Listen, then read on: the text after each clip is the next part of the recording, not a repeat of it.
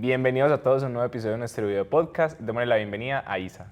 Hola, Jer, un placer acompañarlos. Hoy traemos muy buenas noticias y es que nuestras métricas en Spotify nos dicen que ya también nos escuchan en México y en España. Nos estamos volviendo internacionales. Hoy vamos a hablar de un tema que, digamos, se ha generado una disputa, pues como para llegar al tema, se ha generado una disputa a raíz de las elecciones presidenciales. Y esa disputa, digamos que se ha convertido, o se ha llevado más que todo por medio de las redes sociales o esa comunicación masiva. Entonces esas redes que eran muy personales resultaron siendo como un medio para, digamos, como generar esa violencia por medio de los escritos, por medio incluso de videos hacia las otras personas que navegan en estas redes. Entonces, por eso es que vamos a hablar hoy de la violencia emocional, que es un tema que pues, estamos viviendo mucho actualmente en Colombia. Sí, además de la época electoral también tenemos el mundial, lo que significa que usualmente estamos polarizados en la familia. De pronto no tanto en esta fase donde Colombia todavía está presente, pero cuando empiezan las otras selecciones a jugar y la familia es de Argentina y el otro es de Brasil. Y bueno, vemos un montón ese concepto de la polarización con los amigos incluso, y más ahora que tenemos las redes sociales como mencionabas. Pero entonces, para hablar de eso, démosle la bienvenida a nuestro experto. Él es Luis Felipe Henao. Bienvenido. Bueno, gracias por la invitación. Mi nombre es Luis Felipe Henao, yo soy psicólogo acá, pues en la universidad trabajo como supervisor y profesor del área clínica, básicamente. Ok. Profe, nosotros quisiéramos saber, pues para arrancar, ¿qué es la violencia y cómo se manifiesta en el cuerpo? Bueno, pues violencia yo creo que hay que relacionarla mucho también con lo que es las emociones y las pasiones más básicas de los seres humanos. La violencia es solo una expresión posible de esas pasiones, de las pasiones básicamente, de la pasión, de la ira, de la rabia, todas las modalidades relacionadas con esa emoción, que en sí misma es una emoción básica que compartimos con los animales, que finalmente no es mala, ¿no? Es necesaria. Y la violencia sería precisamente esa idea como con respecto al cuerpo, toca siempre normalmente el cuerpo, incluso así no sea violencia física, porque es así cuando te humillan, cuando te maltratan, cuando te devalúan, usualmente el impacto emocional se siente también en el cuerpo. Pero básicamente la violencia es como que ya se atenta contra tu dignidad, ¿cierto? Tu dignidad, tu cuerpo, tu vida, tus bienes también. Bueno, algo interesante y es que escuchamos ese concepto de violencia como algo inherente a nosotros y es complejo cuando en la sociedad lo rechazamos muchísimo, entonces todo el tiempo estamos en contra de esos actos violentos. ¿Por qué entonces solemos caer en esos comportamientos? Como de pronto uno diría, tenemos una idea de que somos más racionales de lo que en realidad somos, ¿cierto? Somos seres en un sentido racionales, pero también en otro sentido somos seres de emoción, de pasiones. Cuando digo pasiones me refiero como una emoción que también puede desbordarse. Entonces nada, hace parte de lo que necesitamos como seres humanos, pero también incluso como parte de los animales. Somos animales y tenemos que tener la posibilidad de defendernos, de atacar, de tener una respuesta de defensa también. Entonces es nuestra condición humana, que no es solo racional, que quisiéramos que fuera racional, digamos en un sentido idealista, pero no, también tenemos la necesidad de expresar nuestro malestar, solo que obviamente pues la violencia es como el derivado ya más complejo, porque pues por lo menos en el mundo humano habría más formas de expresar la agresividad, que en el fondo se llama, más bien debiéramos hablar es de agresividad, como lo que debemos tener como parte de nuestra posibilidad de supervivencia. Y la violencia ya como una mala vía tomada o una vía muy extrema más bien, que puede ser la expresión de esa agresividad. Digamos que esa violencia se vivenciaba mucho como desde lo físico, pues dentro de hace mucho tiempo se vivenciaba mucho de esa manera. Ahora lo solemos ver mucho como desde lo verbal y lo llevo mucho pues, a lo verbal o hago la colación a lo verbal, es por el tema político. Y es que vemos mucho que cuando hablamos de política, fútbol, como lo decía Isa al inicio, o hablamos de algo que genera como mucha polarización, uno como que ve que la gente se transforma en otra persona totalmente diferente cuando habla de ese tema y uno queda como que... Tranquilo. Tranquilo.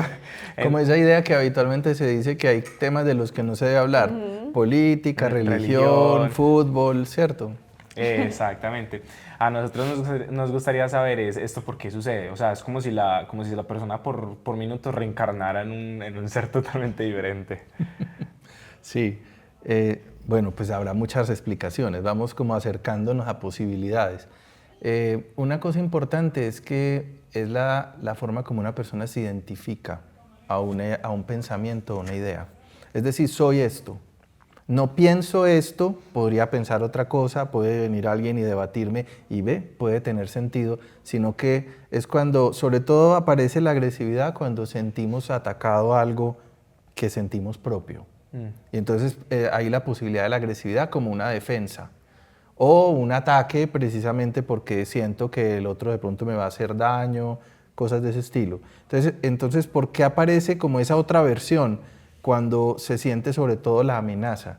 Y hay que ver que la amenaza se puede sentir ante cosas realmente muy amenazantes, pues no sé, te van a atracar, te van a hacer un daño, o ante cosas que uno esperaría que no generen tanta amenaza.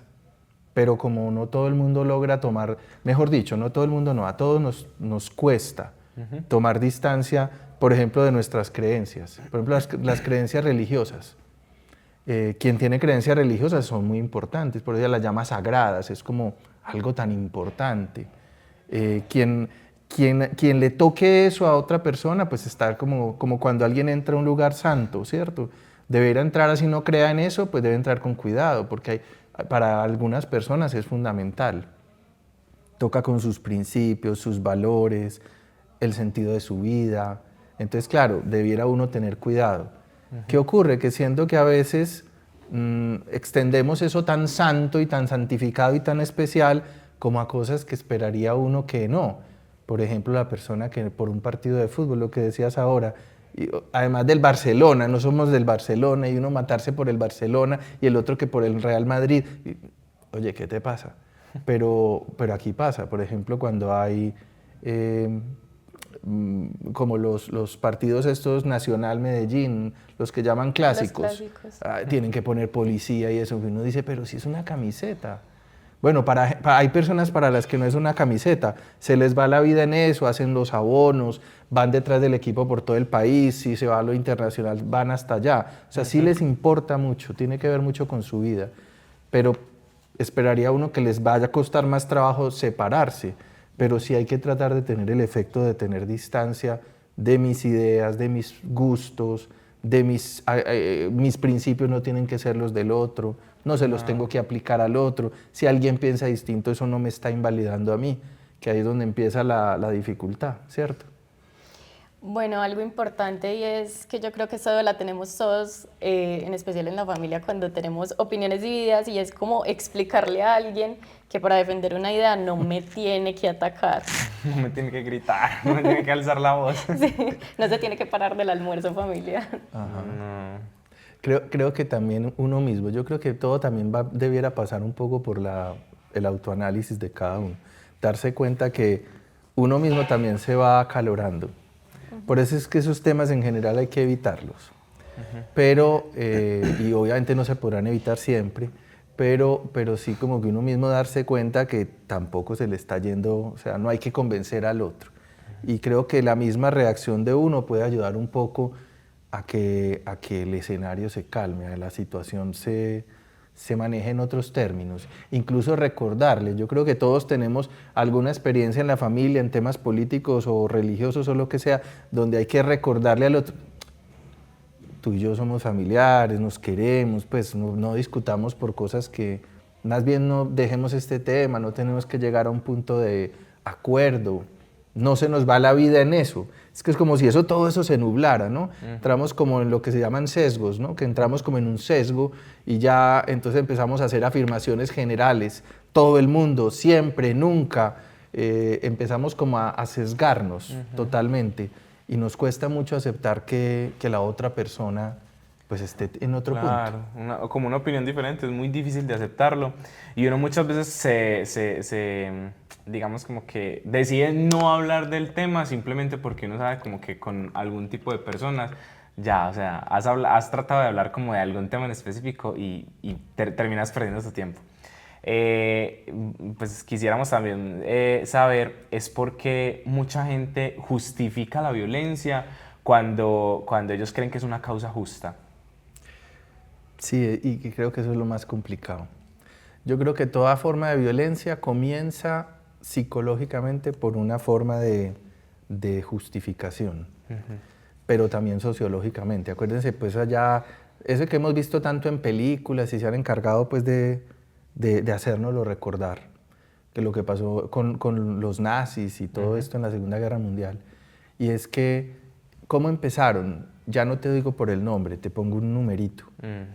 ¿Cómo empezaron? Poniéndoles el símbolo de, eran otra cosa, estaban ya marcados, como se marca el ganado.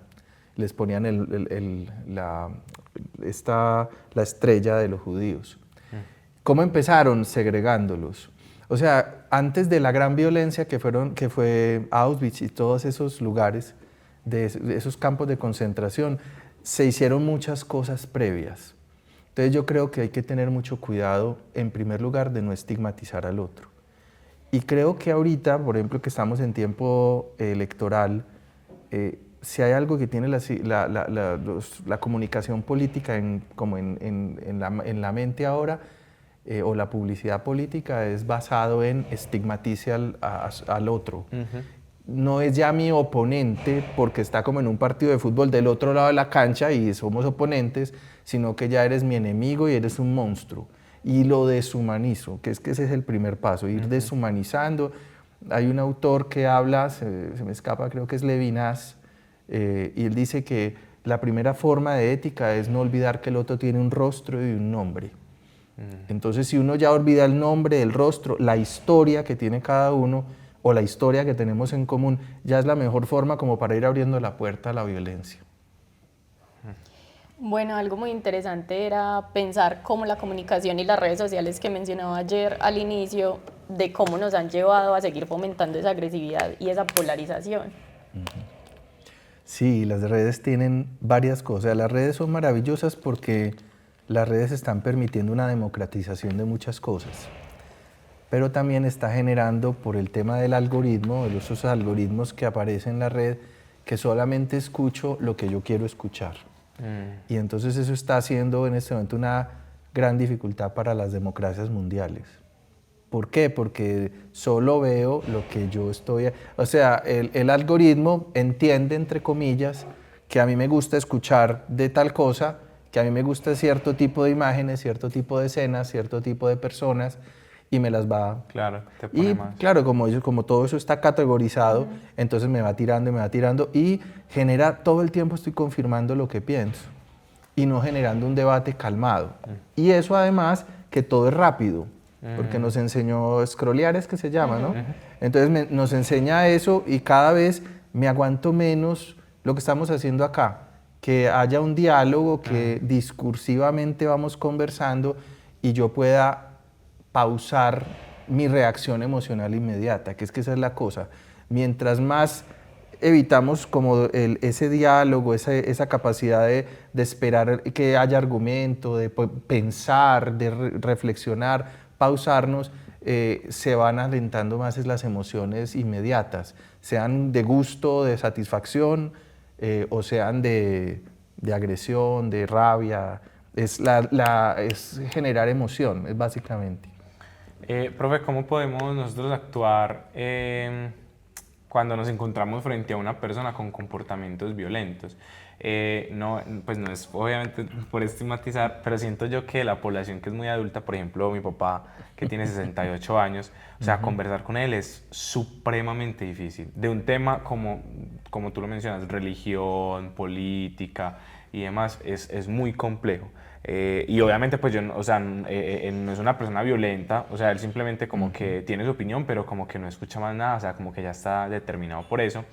Pero sí pueden haber ocasiones o casos, y he visto en amigos y conocidos, que en este tipo de poblaciones suele haber mucho como ese, si usted quiere que le pase eso, vote por tal, o si usted quiere que le pase eso, entonces hágale porras a tal equipo, o, ¿sí me entiendes? O sea, ¿cómo podemos nosotros afrontar eso?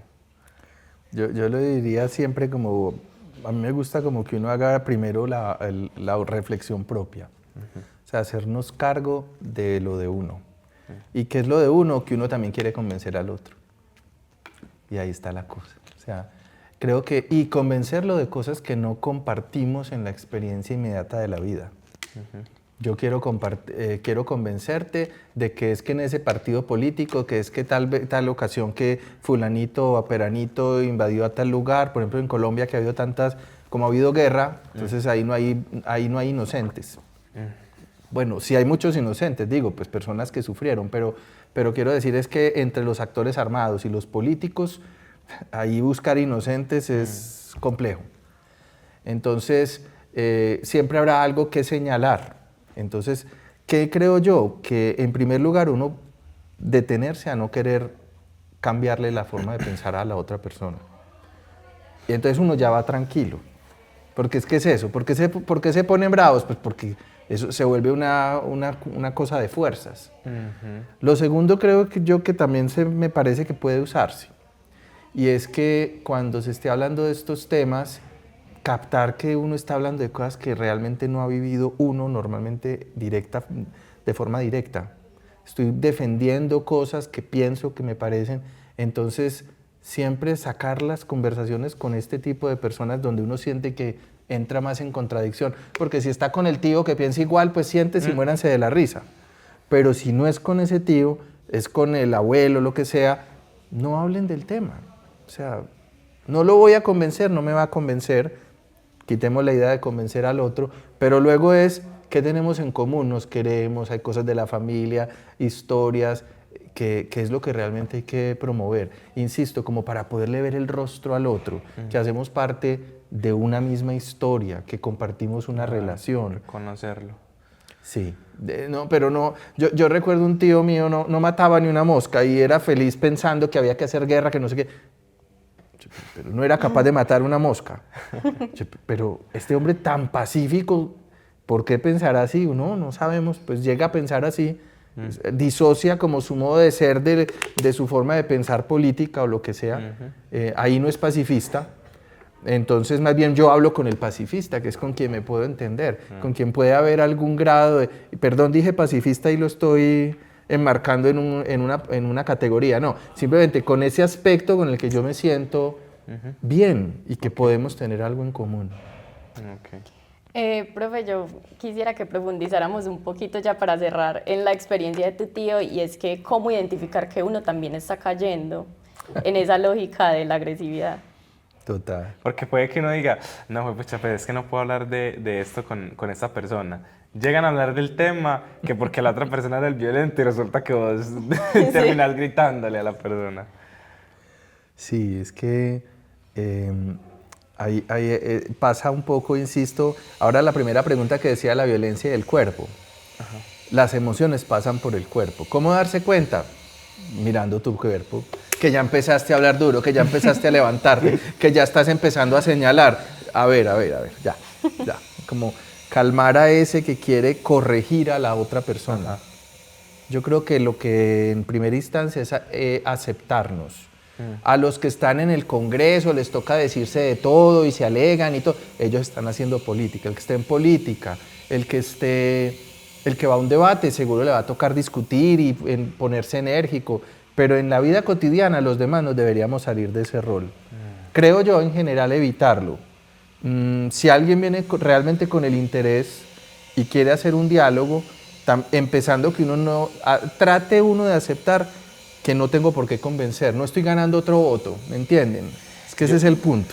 Yo creo que ahí es algo muy bacano que mencionaste, es el tema de los debates políticos y esas discusiones, pues como esas riñas que se generan. Y es que claro, como la gente, llamémosla pues como el común, o bueno, la gente que no está como sumergida en el mundo político, ve esos debates y entonces cuando entra una discusión o una conversación con alguien, creen entonces que el debate se genera de esa forma o que debe de ser de esa forma, pero no entienden que ellos no están defendiendo un partido político, ellos no están, ellos no están defendiendo nada de lo que ellos, por ejemplo, estén haciendo como parte. O sea, yo juego para el Nacional, pues, entonces, ¿me entendés? Entonces yo creo que es también que la gente ve cómo se realizan esos debates, entonces creen también que defendiendo su postura y haciéndole entender a la otra persona que esté viendo que, uy, ahí quedaste bien con ese argumento, le diste en la cara. Entonces, es una competencia, ajá, Claro, claro, es que es un asunto de egos, como de darle en la cara, ¿sí? Incluso hay una cosa que yo creo que también hay que captar y dejar de ser inocentes políticamente, en el caso de lo político. Y es que no sé si han notado que en los debates antes de que se elijan a ciertas personas, todos se quieren matar entre ellos. Y después se sonríen, se abrazan. Yo cuando veo, por ejemplo, a Donald Trump abrazando a Putin, a Xi Jinping, yo digo, los demás unos bobos, ¿por qué nos metemos a pelear? Lo que ellos no van a ir al campo de batalla, van a mandar a otros. O sea, como que también nosotros no debiéramos dejarnos instrumentalizar. Entonces, por eso insisto, como en las relaciones cotidianas, reales que tenemos, que somos seres humanos que nos reconocemos, es eso, reconocernos. Yo creo que el nombre, el rostro, el sentimiento que hay, el vínculo, la historia que construimos es lo que debiera valer. Y lo otro, no, eso más bien, si vemos que por ahí no es, no, deje así. Pero también sea capaz de decir, pero no lo voy a dar en la cabeza y no lo voy a tumbar, no lo voy a ganar. O sea, también uno dejar de tener el balón para querer hacer gol, ¿cierto? Claro. No, ya venga, juguemos a otra cosa. Claro. No, profe, muchas gracias. Creo que nos vamos con grandes aprendizajes para ir a replicar en la casa y con los amigos. Gracias, profesor. Vamos a tenerlo en un próximo episodio. Vale, muchas gracias a ustedes.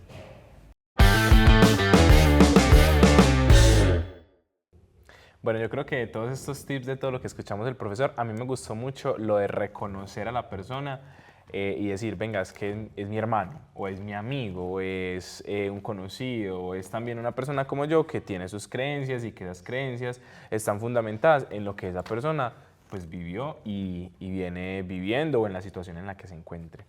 Pero vamos a preguntarle entonces a nuestra comunidad académica cómo creen ellos que es la mejor manera de parar una conversación que se está tornando violenta o agresiva.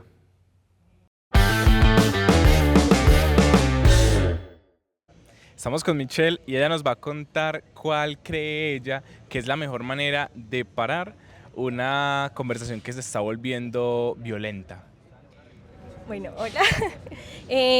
Yo me iría o en su defecto me quedaría mejor callada porque sé que no es un momento como apto para seguir diciendo como esas cosas.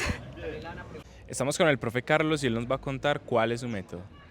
Es sencillo, simplemente hay que tratar de abordar el tema, evitar que escale más sobre la violencia y tratar de manejarlo de una manera más tranquila y más calmada.